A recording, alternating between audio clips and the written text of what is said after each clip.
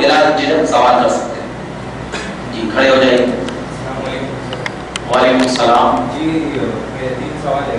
پہلا تو یہ ہے کہ جمعہ کے دن صلاۃ السلام پڑھنے کی تعریف، اس کے مطابق 2 قسم کے اعتراض رہتے ہیں کہ ایک تو کہتے ہیں کہ صلاۃ السلام پڑھنا ہی بدعت ہے، مطلب گناہ والا کام معلوم ہونا ہے.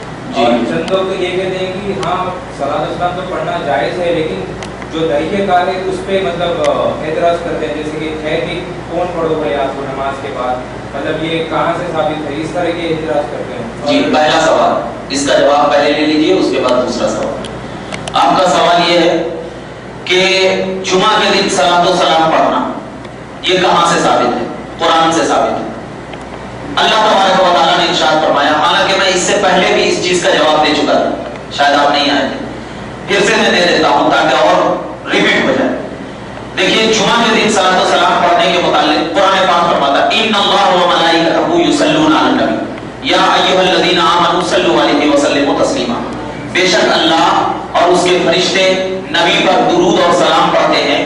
اے ایمان والو تم ہر نبی پر خوب خوب درود اور سلام پڑھو.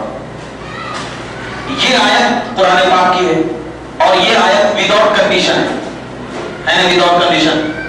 اب اگر جو شخص کہتا ہے کہ بیٹھ کر سلام پڑھنا حرام ہے تو ان سے دلیل مانا جائے کہ بیٹھ کر سلام پڑھنا حرام ہے تو کہاں پر حرام، یا کھڑے ہو کر سلام پڑھنا جائز نہیں ہے تو ان سے دلیل مانا جائے کہ کھڑے ہو کر سلام پڑھنا حرام ہے تو کہاں پر دلیل ہے.